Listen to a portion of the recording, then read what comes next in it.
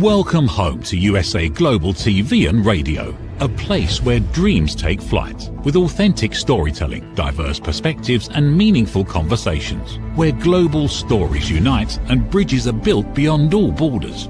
Discover world-class education, entertainment, hope and inspiration. Together, we're building bridges worldwide. Subscribe to our channel, USA Global TV. Download our app, USA Global TV. Be our guest or join our team. Visit usaglobaltv.com. Thanks to our founder and executive producer, Dr. Jacqueline Kerbeck. Music score by Yeffy Tang from Cloud Road Music. Voiceover artist Mike Porter. Creative direction by Paul Garcia. USA Global TV and Radio. Your home for global connection. All rights reserved. This video and its contents are the exclusive property of USA Global TV and Radio. Unauthorized use, duplication or redistribution in any form is strictly prohibited. Brett O'Loughlin here. We're on Talking Heads on the USA Global TV and Radio Network. Have you ever walked 500 miles just for fun? 500 miles, yes, 500 miles. That's kind of my talk today about. So let me get my slides lined up here real quickly. Okay, quite a few years ago, over 10 years ago, a movie came out called The Way with Martin Sheen. And it was something we saw up at our church. We had a summer movie thing every month. Every month in the summertime, we had movies. We'd go up there and have some wine and chips and whatever else. And we watched this thing. I'm going to say it's probably about 2015, my wife and I. She just literally had just about ended her radiation and chemotherapy from her breast cancer surgery. Everything went well, recovery nice, everything. And we're looking at this thing, and it's probably summertime of 2015.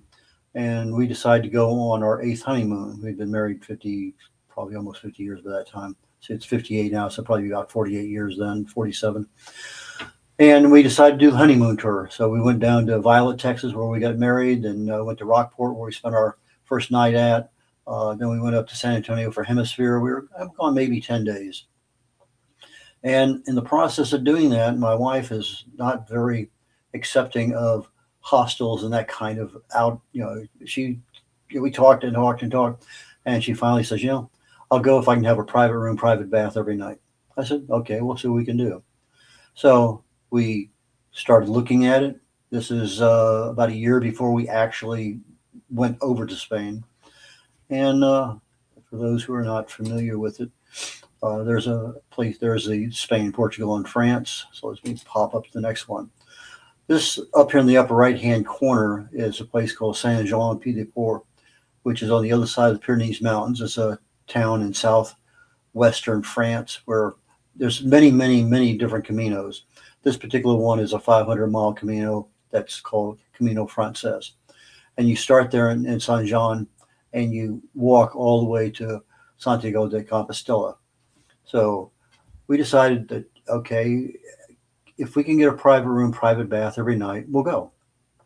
Okay, that didn't seem to be too hard to do.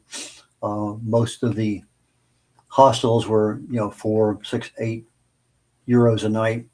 I think it was euros back then. I'm pretty sure it was. And the hotels generally ran 35 to 55, maybe a little bit more, depending on the accommodations for a hotel room. So we took off, and our trek probably was about 42 days in all. We actually walked for 30 days across Spain. But we got all our stuff, and we started practicing. A pair of shoes, started walking. And in Houston, everything's flat.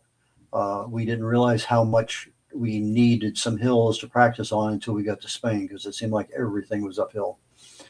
So the first place you start is over in France. Well, we take a Space A military flight out of Norfolk, Virginia, fly to Rho to Spain, take a bus to the train station, take the train up to capital of Spain, can't think of it right this second.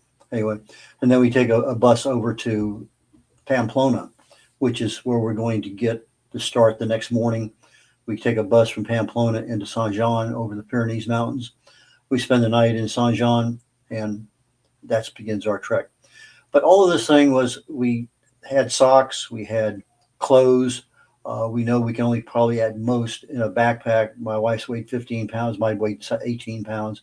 So you have 3 changes of clothes, and you're basically washing clothes every night, fast dry clothes.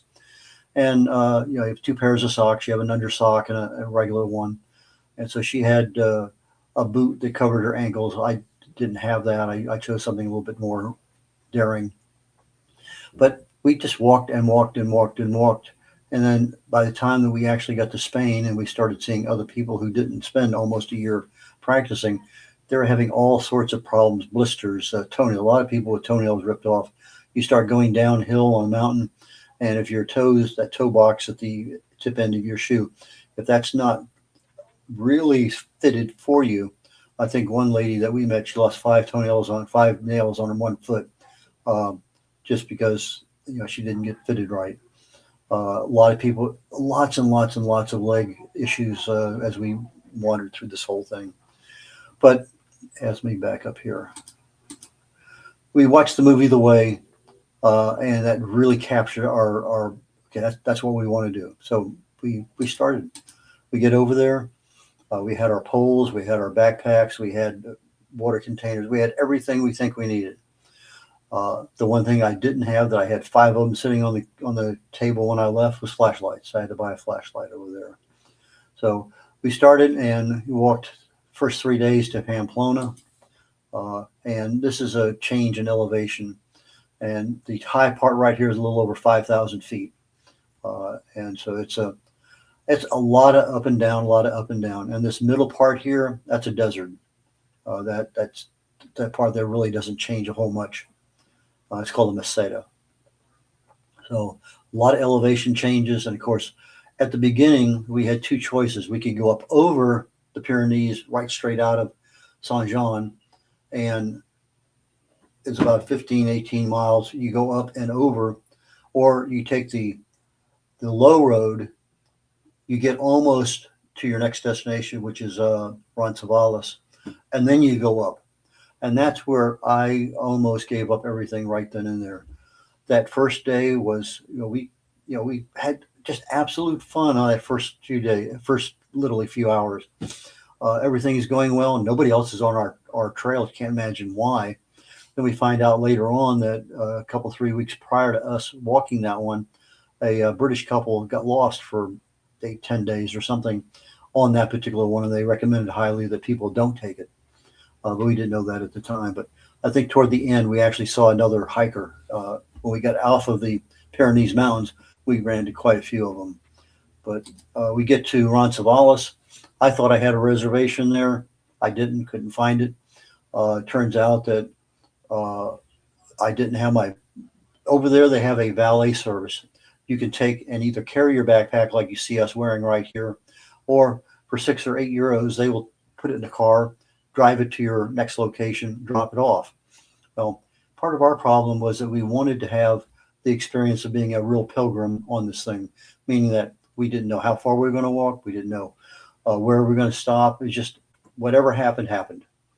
And so that was our plan. That changed very abruptly after about a week. Temperatures are up well over 100, 102, 104. We get in, we leave, early morning, have some breakfast and head out. And we're stopping about once an hour to relax, get some water, maybe eat something light. The food over there is fantabulous. It's just amazing. For about 10 euros, you can get a 3-course meal and a bottle of wine or a bottle of water, all included in that one price. And that's because we were pilgrims and we're walking this thing, and we have a passport that says, we're gainfully being a pilgrim. And so they give us a major discount on food. They even gave us a major discount on Hilton hotel we stayed at in Pamplona, I think half off.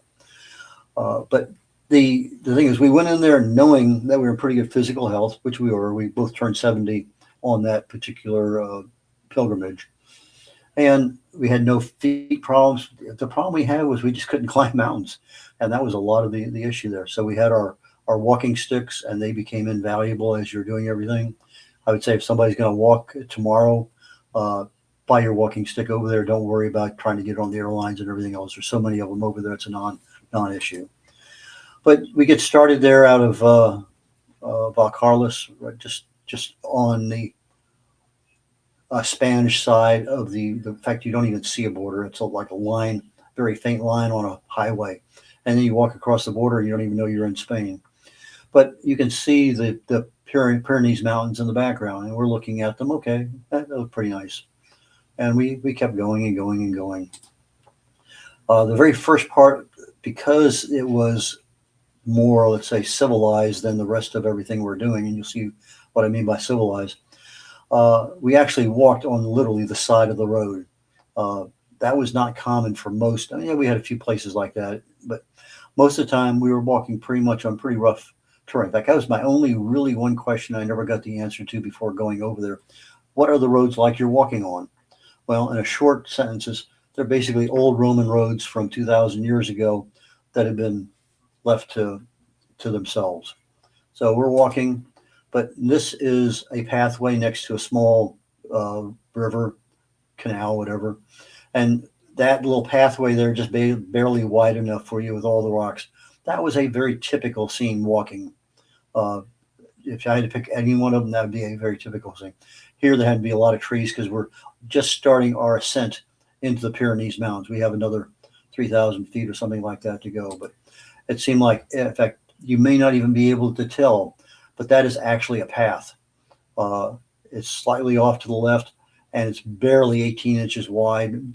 Bushes are growing over a little bit. But that was probably one of the more interesting ones of the paths that we actually walked on.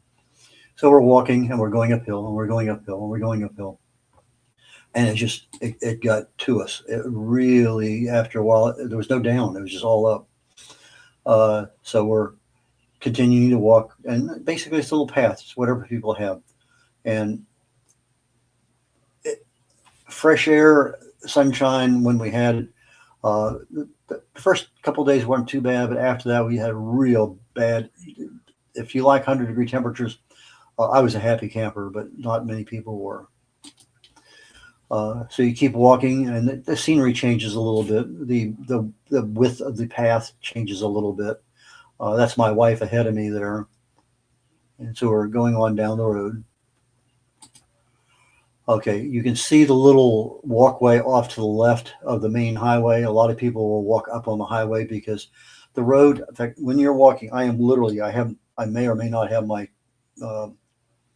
poles with me, but if I'm walking without my poles, I am literally walking 3 feet in front of me because that road is so uneven, and it's so easy to get yourself caught in a little crevice or something. So you're constantly looking 2-3 feet in front of you to make sure you don't fall on something, trip over something. So when you get to a nice flat area like that road, occasionally you'd pop up there on the asphalt just so you could enjoy walking on something flat for a while. The paths are very well marked. It's hard to get lost, but we got lost 3 times. But there's these little blue things with the yellow shells, and they tell you you see a little white arrow below that blue. It says that to the left is the road for the Camino. And so we'd come across these things periodically. We'd leave early in the morning, and we got lost. In fact, when we went out with a group of people early in the morning, you come to a place and people would go straight ahead, left and right, and then they come back in about 3, 4, 5 minutes saying it's this way because they found one of these markers. Most of the time we walk by ourselves, but as we're walking, this is a roadway that got washed out more than a few times. Extremely dangerous. You have to walk with your canes just to maintain the 3-point fix with the ground. You get 2 feet and some other point, or 1 foot and 2 with your arms and then the poles. Very, very, very dangerous. And you're not going very fast. It's just not worth it. We found out over time, after we got walking for about a week, 10 days, they would usually do about 5 kilometers, 3 miles the first hour, and then 4 kilometers an hour the rest of the day. And that seemed to be pretty standard for us. We're getting close to Pamplona. We had 2 stops. Then we had Saint-Jean. Saint-Jean was where we spent the night. In France, we spent the next night Roncesvalles, and then there was another one, and then back to Pamplona. And so the pathways are this is what the Romans used to walk on 2,000 years ago, literally. some of them a little bit nicer. There's a Roman bridge from 2,000 years ago, just before we get into Pamplona. And it's neat to see a lot of this old stuff that's still functioning today as it had, millennia ago. You get into town, generally flat, but with most European cities, they love that cobblestone. So even though you're in town, now you're still walking on something that's uneven. I thought cobblestones were really neat the first time I saw them. About 2 days later, I said, nope, they're not that neat. And this is from times I've been back to Europe, way back with the Navy, back in the 1970s, 80s, and 90s. But it's just, I like flat, and they are not cooperating. Another bridge, Roman bridge. And you have to kind of admire everything is there, because they just put together and just last forever and ever and ever, no matter how many floods happen or anything else. Somewhere around day 8 to day 10, I get into town. I go to 8 different hotels. They're all full up. And we had a crisis meeting saying we can't keep showing up and finding a place to stay. We would get somebody to take our bags and drop them at one of these hostels. We'd show up at the hostel, but we wouldn't stay there. We'd just have our bags dropped there. So we decided, okay, 2 or 3 things need to happen. We can't leave at 8 o'clock in the morning and expect to get anywhere within a reasonable period of time. So it's figure 8 hours, maybe 10 hours, maybe less, but 8 to 10 hours of walking a day was very common for us. So if I'm starting literally before 6 in the morning, then I can be done with my walking by 2 o'clock in the afternoon. I can take a nap. I can do some sightseeing. I can have a nice dinner and go to bed and get up and go the next day. So we decided 2 things. Number 1, we're leaving early. Number 2, I'm going to call my destination, which we didn't have a destination prior to this, and make a reservation. So I got on the phone, called, and boom, made a reservation. Didn't have to put down any credit cards, just my name. That's all they needed, which I thought was nice. So we finally get to our destination. Boom, my bags are sitting there waiting for us. I have a day pack that handles the little stuff that we need. Made the walk so much more convenient. But most of our mornings were literally 0 dark 30, just like this. This scene appeared so many times along there. Not so much the people in front of us. We found out that we were probably the slowest walkers for the first 20, 25 days. We didn't pass anybody.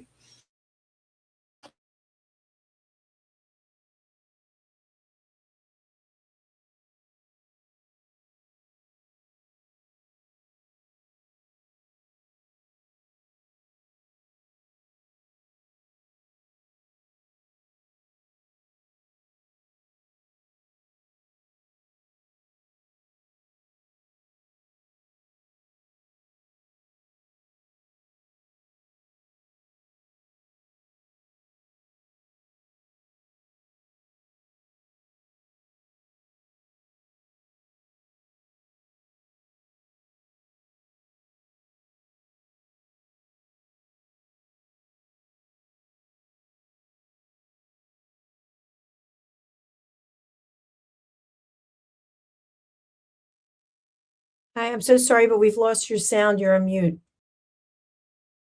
Okay, backing up. Thank you very much.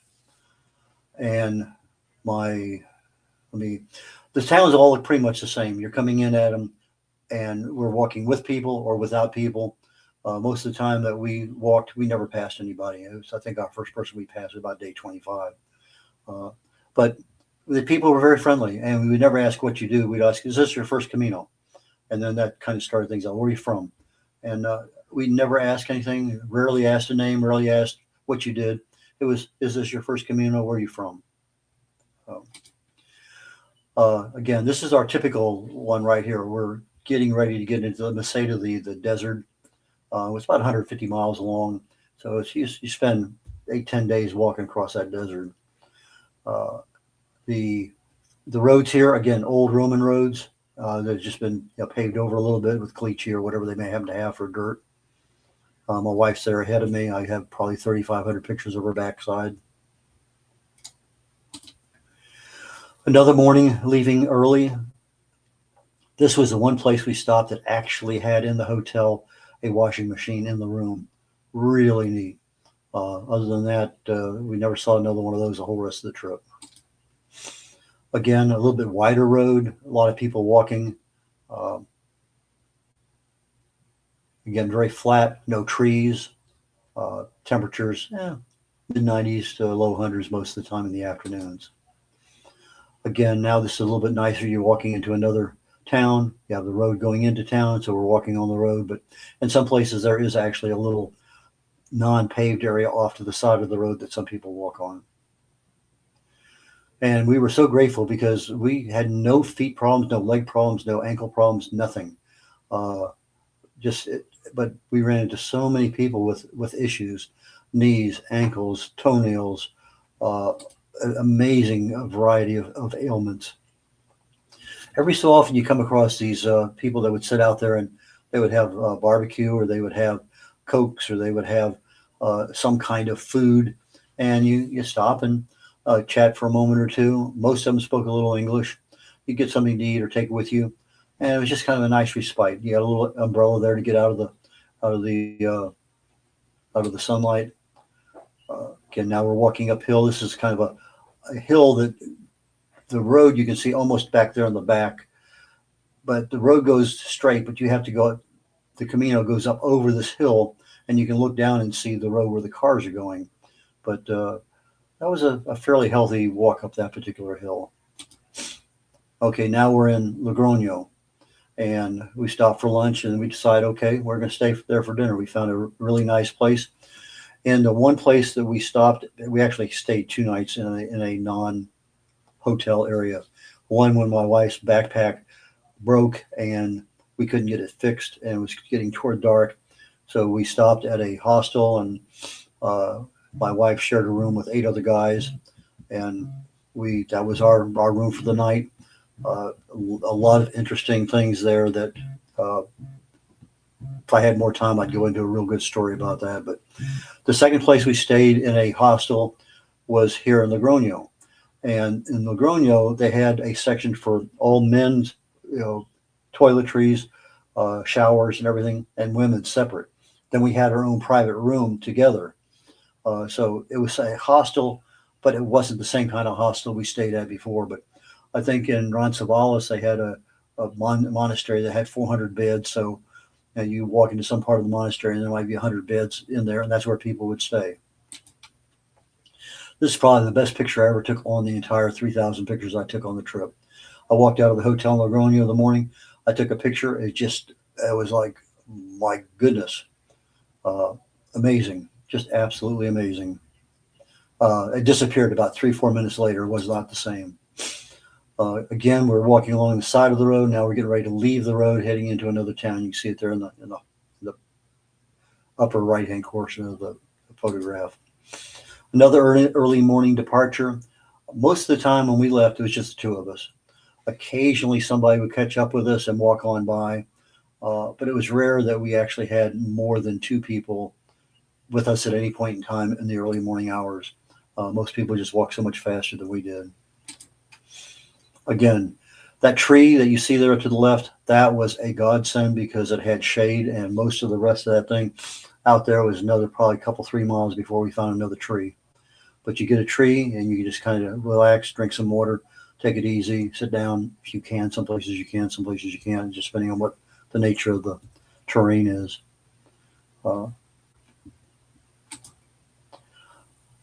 This one, it reminded me of an old Western, Once Upon a Time in the West. Don't ask me why, but something about that particular view. I come over the top of the hill. There's the city. I'm going straight down the hill. And for whatever reason, just in the back of my mind, this kind of looks like not the good, the bad, and the ugly, but Once Upon a Time in the West, a movie, old Western. And a lot of Westerns are filmed over there in Spain and in Italy. And it kind of lends itself to that theme. Okay, get through that one, continue on down the road. Again, it's an old Roman road that just been, some rocks thrown over the top. But when you look at the way those roads were built, they just last and last and last and last. You can see we generally carry our jacket, or we put it in our thing. So daytime temperatures are fine. It wasn't until toward the end of the show, toward the end of the walk that we started actually having to worry about weather. Okay, a lot of sunflowers off to the left, a lot of grain out there, and a lot of wine trees. For those people not familiar with the wine tree, they call them grapes. But they're big places, and there's just an inordinate amount of them.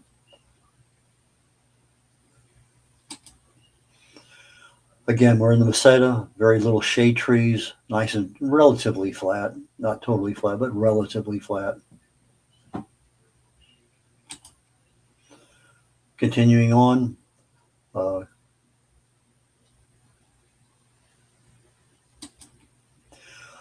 Burgos is a very large city. I want to say 1 million people or something. I don't know. It took us almost an hour to walk outside of the city. But we left early in the morning.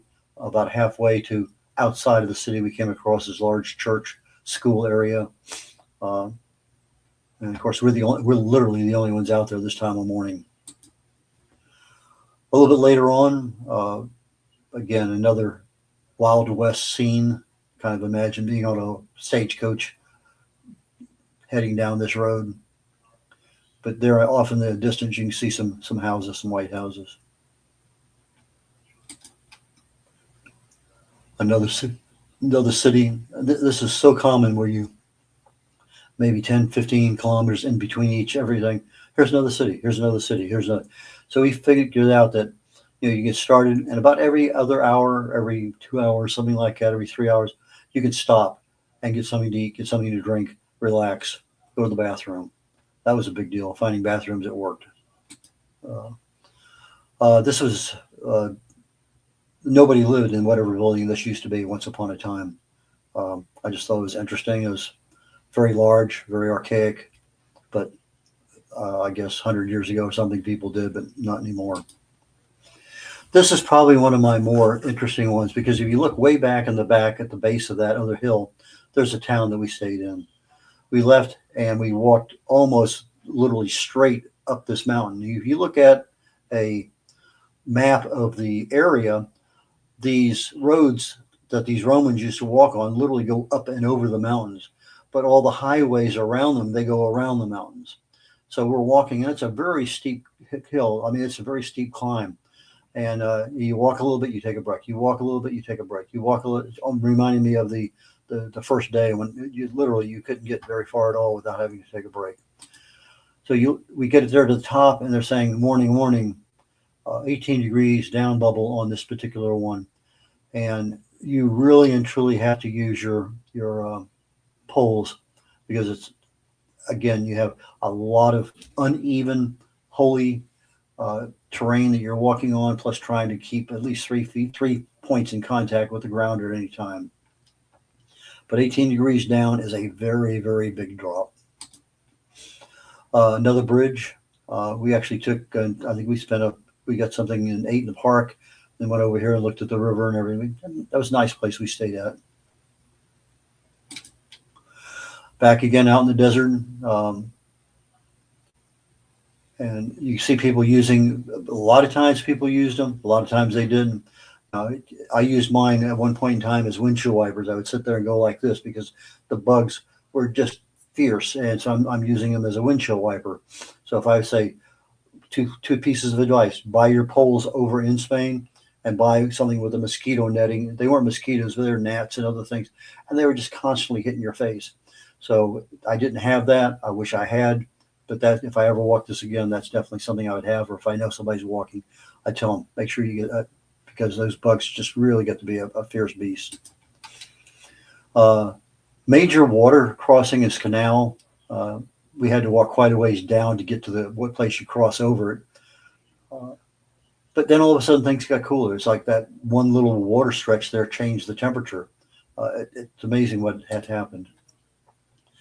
Again, this is the one I think I had a couple teepees down on the right-hand side. You're walking up. So we actually stayed there we stopped there for a Coke and a pit stop. But they had tents that people stayed in. Pretty interesting. And you can see the road off to the left, but the road that we're on is the one that we're walking. Another city, very similar. We're walking on old Roman road off to the left, and the modern highway is off there to your left. We're on the right, there on the left. Okay, finally, we went into some rain. Temperature dropped about 20 degrees in the 70s with rain. We had a rain deal. I had an umbrella. Didn't work. Really, it was, I may as well not have had it. I ended up putting a jacket on, but the cooler weather, I think it got down to 50s. I had to go buy a sweater. It was chilly enough. I had to do something. As I said, rare shot of my backside. Most of the time I had the camera, but I carried all the water. I had two big, water things on my belt. And so we needed something. We had that. But when we walked the first day, we ran out of water, and it was like hours before we actually got something. And we finally got to a place where there was water, and there was a sign saying contaminated. So I'm sitting there looking at this water, and I can't touch it. Most of the water in Spain is potable, especially the stuff that comes out of the rocks. Another early morning, we're starting to find now that if we leave too early in the morning, it's really dark. And so we're going to have to adjust our time a little closer to daylight. First time we actually had fog in the morning. Getting closer toward our destination, Santiago de Compostela. More trees, a lot of shade, a lot more mountains.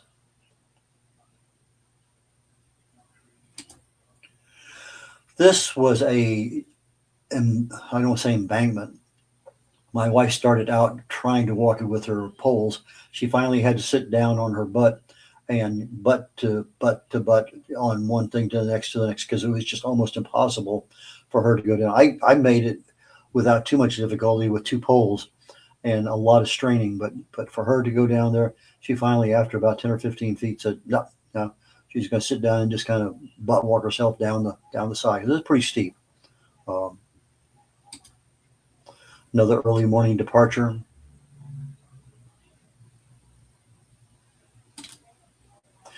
We joked a lot about landmines that we found along the road, and we laughingly call the cow patties landmines. They were there. You didn't want to step in them, but you did find some cows. Most of them were not on the road, but some of them were. We would find occasional dogs. We'd find no horses, although a friend of mine did ride it a couple years ago using a horse. Motorcycles were not that common. Bicycles not that common, but they were there. This place was an old mill, a grinding place. They actually had the mill with the river where they dropped the thing in and it would rotate and mash the grain. And so they converted that mill room into, I think, 3 bedrooms.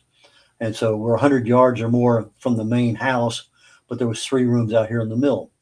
And so we're walking early in the morning with our flashlights to get back to the main building so that we could leave and continue walking.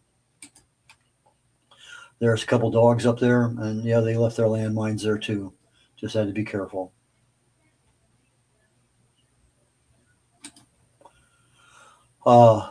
This is a bicycle, and they came by fast. You had to, and they wouldn't ring their bell. Some of them did, but it seemed like to me that I'm going to say 3 out of 4 did not, maybe 4 out of 5, and they come roaring by. You'd usually hear them because of the rough road, but sometimes they get on a smooth patch, they're by you before you even see them. Dangerous. Okay, we're getting closer and closer to Santiago. The terrain is changing significantly. We're starting to get in some really dense trees here shortly. Probably our last early morning leave on our way.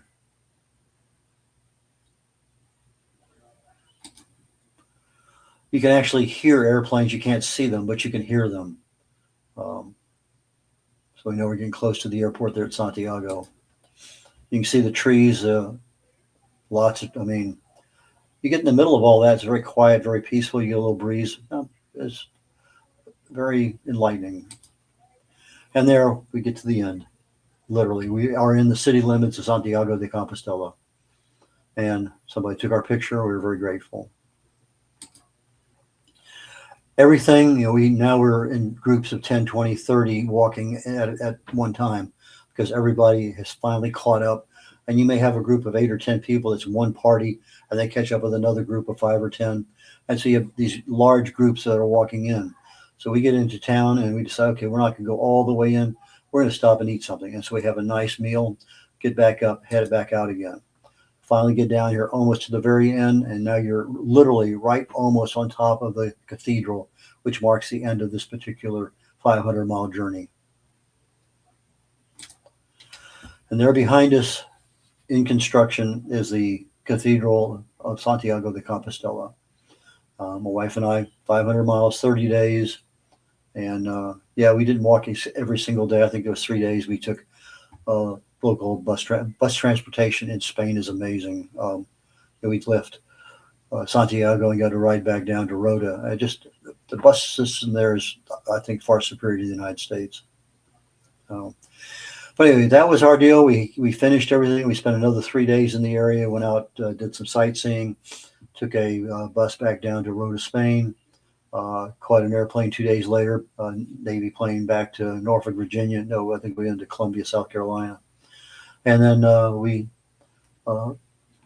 finished up our trip, got home. I think we ended up taking literally took a bus home because we had flown out to my son's house in Virginia. So on the way back, we left and actually took a bus ride 2 days back to Houston, if I remember right. I'm pretty sure it's 2 days.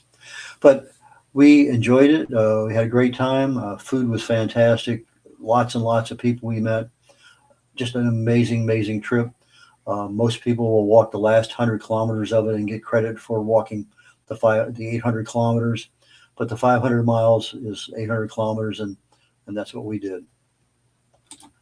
And that is it for today. So a couple of minutes early, which is fine. I'm going to get probably back onto the health and wellness end of things. I finished up my book. I got first pass editing on Aging Sucks. I am now ready, have it all lined up in book format, doing a chapter standardization across the sections to make sure everything looks good. My publication date is July 4th. I should make that without a problem at all. Probably be sending out some beta reader copies, PDF versions here shortly. And so I'll come back from our Denver trip and then have fun, enjoy, and stay safe. So take care, y'all. Bye now. Ever dreamed of hosting your own TV show, sharing your story with a global audience? Now's your chance to shine. At USA Global TV and Radio, we make it easy for you to create, host, and broadcast your very own TV show. Whether you're a storyteller, entrepreneur, or industry expert, we help you bring your vision to life. With our exclusive interview, live streaming, and podcasting training, you'll gain the skills and confidence to captivate your audience. Our global platform ensures your voice is heard worldwide. Join our community of creators who are already making an impact, one show at a time. Step into the spotlight. Host your own TV show on USA Global TV and Radio. Book your discovery call today at usaglobaltv.com. Copyright 2025 USA Global TV and Radio. All rights reserved. Terms and conditions apply. To learn more, visit usaglobaltv.com.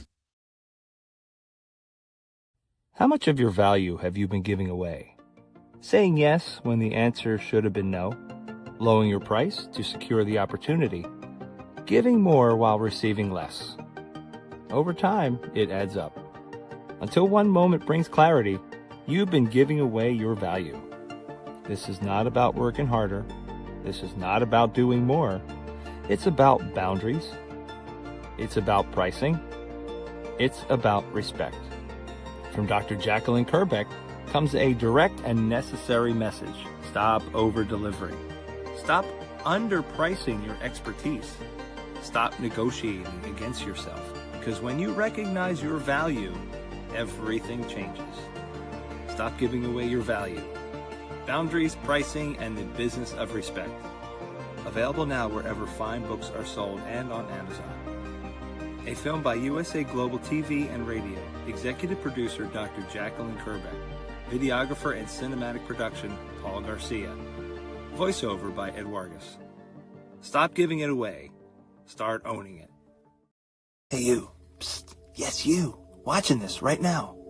Are you creating content, a blog, a podcast, a newsletter, going live on Instagram or TikTok, and still not seeing real visibility or growth?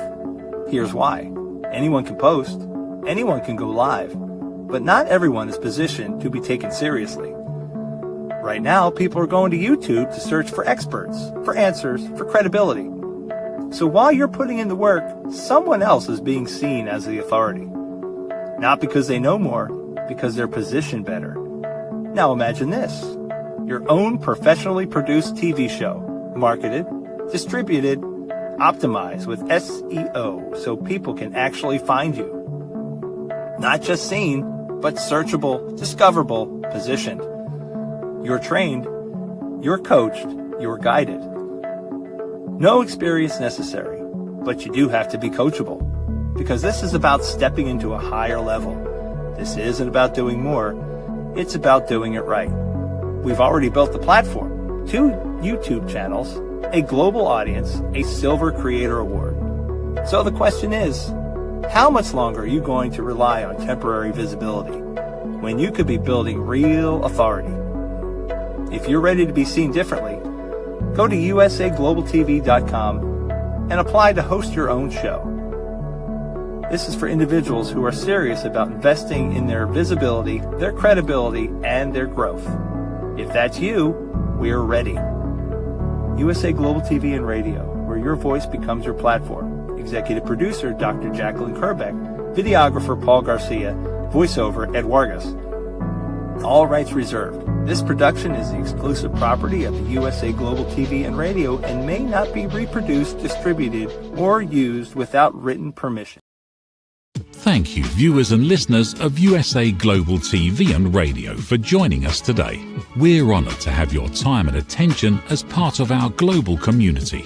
At USA Global TV and Radio, we believe in the power of authentic conversations, meaningful connections, and creating a world of possibilities together. Want to be part of something bigger? Join our team of elevated listeners at usaglobaltv.com, a space where your voice matters and your ability to listen transforms relationships. Stay connected with us across all our platforms for thought-provoking discussions, expert insights, and empowering stories. Subscribe to our channels at youtube.com/c/USA Global TV. Follow us on social media and explore the endless opportunities we're creating for growth, learning, and inspiration. Together, we're not just broadcasting, we're building bridges and changing lives one conversation at a time. For inquiries, contact us at info@usaglobaltv.com. Produced by Executive Producer and Director Dr. Jacqueline Kerbeck. Voiceover by Mike Porter. Creative direction by Paul Garcia. All rights reserved. Visit usaglobaltv.com to view our full terms and conditions.